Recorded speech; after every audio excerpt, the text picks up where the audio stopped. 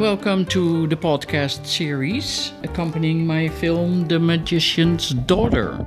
I'm here with Kate Anders, poet, painter, and author of the book I'm Dying to Tell You, which talks about her journey as a medium. Welcome, Kate Anders. Thank you. So could you tell us a little bit about who you are? I'm a retired educator. I taught everything from kindergarten through university. I've worked at the school, district, county, and state level in education before retiring. And just as I was starting teaching, I had an unusual experience that introduced me to mediumship.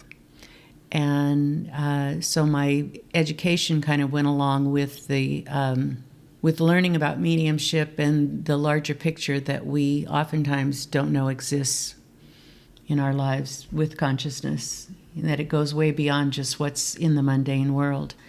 I love helping people live their best life, because I think we're all meant to be here to be in joy. And so any way I can do that to facilitate people doing that, that's my jam. Before we dive further into your book and your life as a medium, I first love to talk to you about writing. That is sort of how we've met long time ago. And can you tell me about writing, what it is that you love? I think when I was in school, especially elementary school, I'm very dyslexic. I guess severely is the technical term. And so I didn't like writing at all. And at some point, a friend of my mother's came to visit. I think I was 12 at the time, and she asked me how I liked school. And I said, I really don't like school. And she said, well, what about school don't you like? And I said, well, I don't like English. And there was this long pause, and she said, that's interesting. She said, we've been talking about 20 minutes, and you haven't made one grammatical error. And up until that point, I never realized that English was how we speak. I always thought it was just something on the paper. And so I wrote a little bit, but never much. In fact, my college roommate, she said, you are the last person in the world I ever thought would do something like that. And I think it's just been kind of incremental. F. Scott Fitzgerald has a saying that says that writers don't write because, they don't write because they have something to say, it's because they have to say something. And I think this book was really me having to say something. I think our lives are going to be changing dramatically for the better. And the more we learn about the invisible, the better off we're going to be. And I just felt that I had to write about it. Plus, it also goes along with poetry. I think poets are metaphorical in the way they think. And I think that fits very well with the universe. So it's just been an ongoing, slow process. And then I started teaching English, right?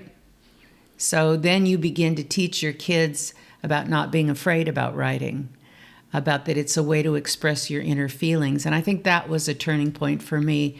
And I made it a turning point for my students to say, it isn't a matter of just writing because I want you to learn how to write. I want you to learn how to talk about what's going on with you.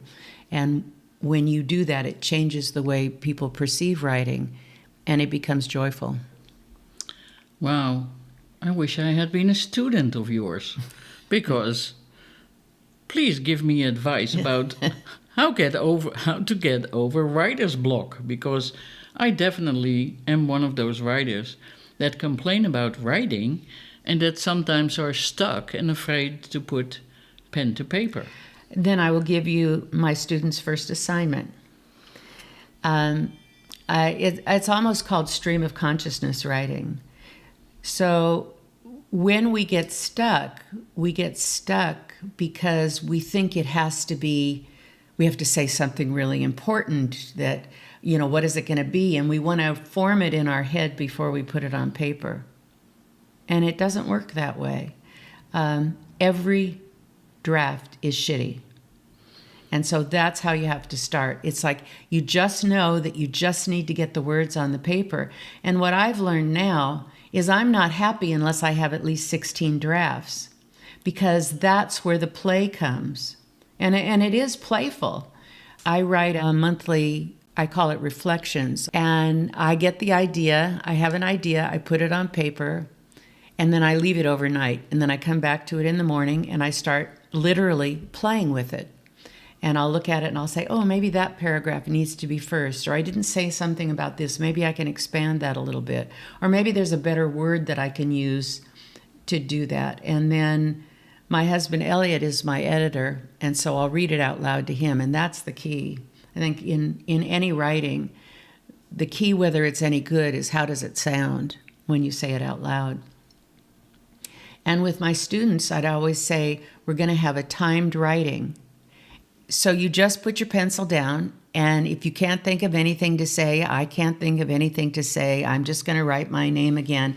And then all of a sudden, it's like priming the pump or starting the car and getting the engine warm. It gets things going, and then your mind never stops. There's always 1,000 things going on in your mind, so just grab some of those and put it on the paper. Wow, that was very encouraging, except for the 16 drafts. Well, it's funny because now it's like a badge of honor. So if I do it any less than that, what I think is that maybe I haven't researched or thought about every little nuance of the piece. So think about that. Thank you very much. You're welcome. I'll be back with the movie in another 20 years.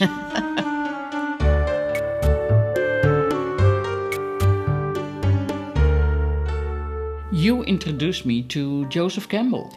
Yes. And his book, A Hero with 1,000 Faces. Mm-hmm.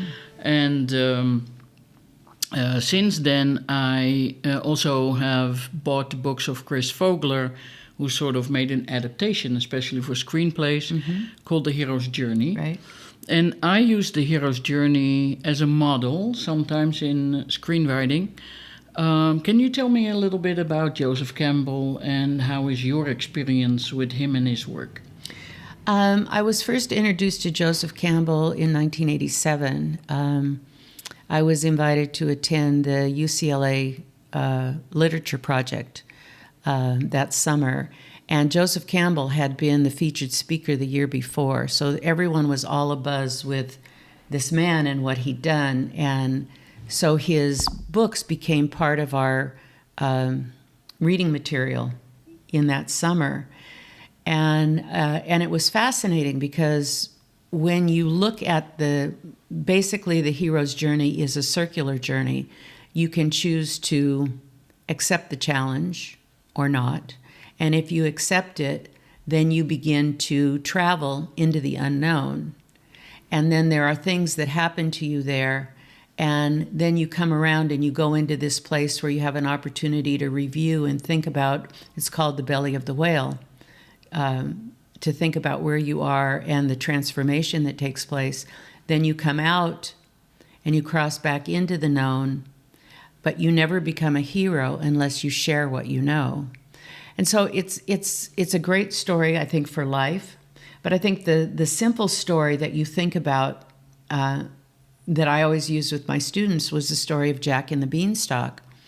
He's doing these mundane things of taking the cow to market. Somebody offers him these magic beans. He could turn it down, but he chooses to take the beans and, of course, is practically punished because his mother's furious that he comes back with these beans, and overnight this stalk grows and he climbs it, which is his journey, accepting the journey, moving into the unknown. And then he has things like the magic harp that help him. He has the giant that's coming after him, and he has to fight. But he is successful. He gets what he needs. He comes back down. He's able to turn things around and change his whole environment because of this journey, and also the environment of all the people around him, including his mom. So it's kind of a cute, short example of his work. But his work goes well beyond, his work in mythology and really connecting you to cultures around the world and really the oneness of humanity. He's really was a startling influence, not just on literature, but on the world. Let's go back to your book. So, where does the book fit into your hero's journey? Well, at my age, I'm back. I've been through the unknown, and this is the boon that I got, and all of my, well, not all of my stories, but some select stories of people that I spoke with on this side of the veil and the other side of the veil, and my process, because I think that anybody can talk to people who have passed, but you have to have a desire, you have to practice, you have to have compassion, and you have to be willing to step into areas that are unknown, and you don't know what's going to happen, and you don't know how they're going to respond. But the book, I think the whole purpose of the book is to say we are one, and we need to look at each other as if everyone is a part of us, that we're all connected in some way, that love is, as my sister-in-law says, love is the whole show. And that when we forgive ourselves mostly, and when we're willing to forgive others, our life just becomes joyful, because we're always focused on what's next, the positive, open to new and exciting things. There's a wonderful series of books that was written in 1924 called Teachings of the Masters of the Far East. And that's one of the things that they talk about in there, is that we're all one. Come to it. We need it. And that's what this book is about. So this is my sharing the hero's journey, my hero's journey, and coming back into the world and sharing what I've learned over the last 40 years or more.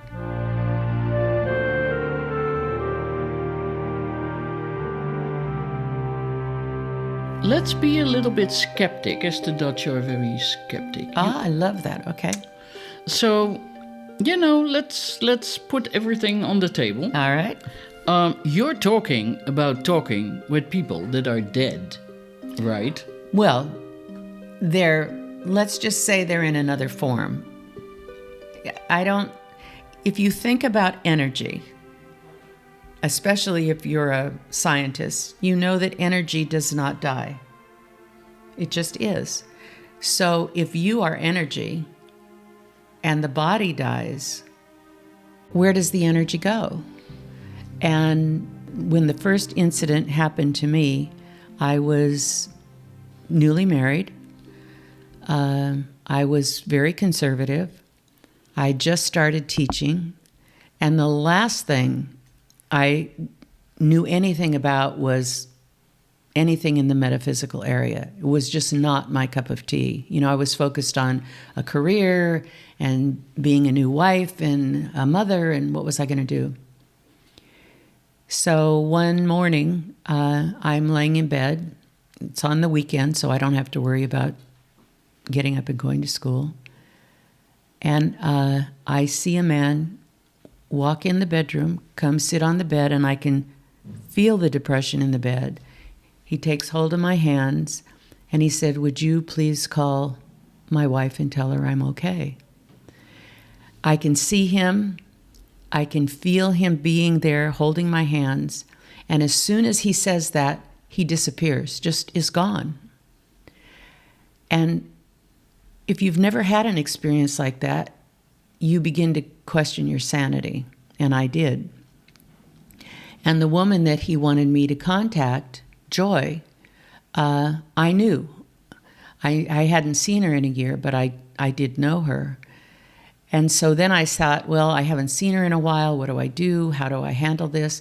And so eventually I did call her, and I said, this is going to sound really strange, but Larry, her husband, I said, he came to me this morning, and it was the weirdest thing. I explained to her what he said, and there was just this long pause. And I'm thinking, she thinks I'm crazy. What's going on? And she said, I really appreciate you calling. She said, he shot and killed himself yesterday. How do you deal with that? It's like, okay, so this was a person who is no longer here and gone. And she said, I'm very grateful for this. She said, it really eases me to know. She said he had cancer. He found out he had inoperable cancer, and I sort of felt that this was his way to eliminate chemotherapy and all the pain that he would have had to go through with no resolve. So she said, I'd really like to get together with you. And so we started we renewed our friendship. And she started working with me. She said, I think this is something important for people who lose someone to know that they are not gone, that they are there, and in many cases around you to support you. And the more work I've done over the last 40 years with this, the more I know that that's true. I started this journey also as a skeptic. And throughout the making of this film, I didn't see people, but I've had similar, more hearing people or contacting me otherwise. My father died when I was 27, 28, and we had a troubled relationship. And so we couldn't reconcile before he died. And this film, for a long time I didn't want it to be about my dad, but it turned out it was also about my dad. And this journey has definitely had its moments like what you are describing. So there's a reason why you are in this podcast, because I wanted to show another crazy person that can talk about this and who is more experienced than the instances that I have had. So yeah, I think this is an amazing story. Mm-hmm. And thank you for sharing it. There's a quote that I heard, and I'm sure many of you have heard it before, but it sort of reminds me of this thing. It's like the people that were dancing were thought crazy by the people who couldn't hear the music. And I think that's a perfect example of what this is. It's like when you begin to pay attention. And what's interesting is most of the people that I talk with, even those who are skeptical, when I say, well, have you ever felt someone around, or have you ever dreamt of it, or thought someone might be there?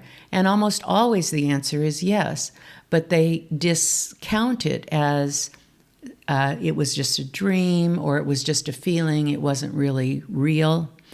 And my question is, how do you determine what's real and what isn't? Sometimes the borders are very fluid, I think.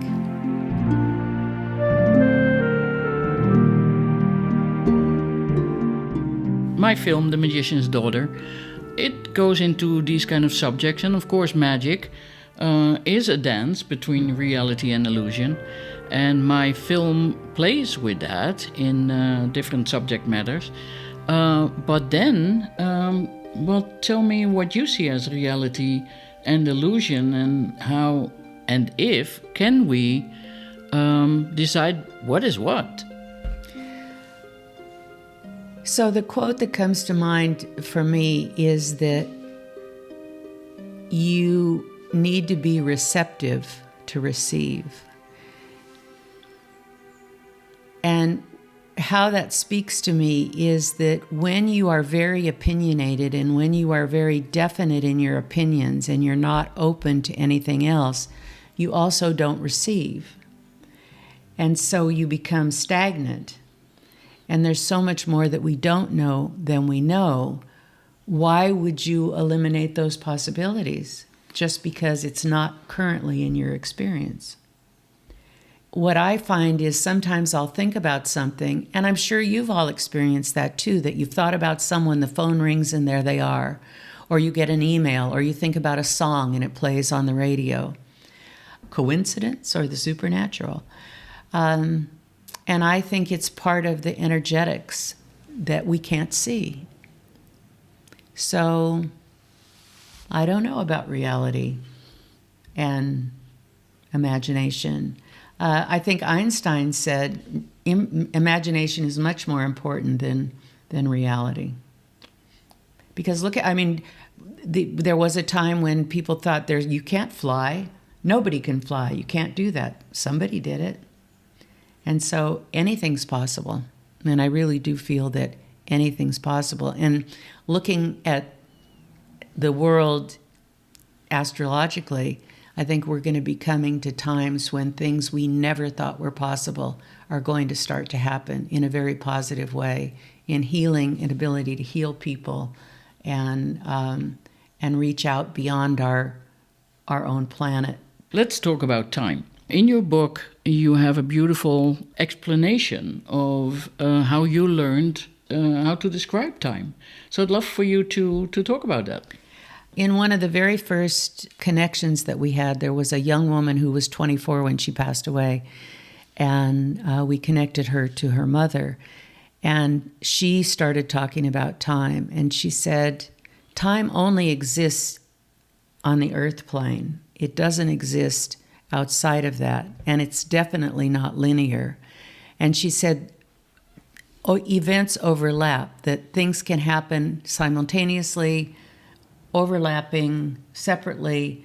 It's all possible. And so the image that she shared with us, if you think about lifetimes, that you have a hula hoop on one arm, one on the other, one around your neck, your ankles, your waist, and they're all intersecting almost like a Venn diagram, that those are all lives and time frames that are all interacting. Thank you so much for being here. Is there anything you want to share with us that you think is very important at this moment to hear for us with everything that you've learned? I would say be kind, be compassionate, and realize that there are millions and millions of points of understanding, and that our individual ones are just one. Well, thank you so much, and we're looking forward to our next conversation with you later on in the year. Great. I'd love that. Thank you. Thanks.